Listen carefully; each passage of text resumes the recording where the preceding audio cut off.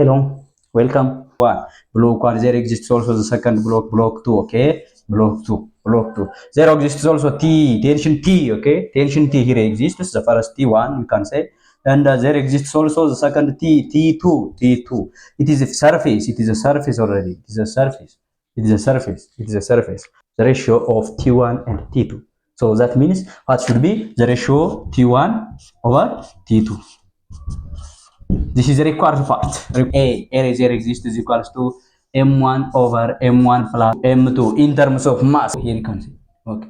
M2 over m1 plus m2 m1 plus m2 m1. What should be the answer? Because it has constant acceleration. Okay, it has constant acceleration because I said it is uniformly accelerated. Okay, uniformly accelerated. Okay, it becomes m1 over m1 plus m2 the whole times acceleration.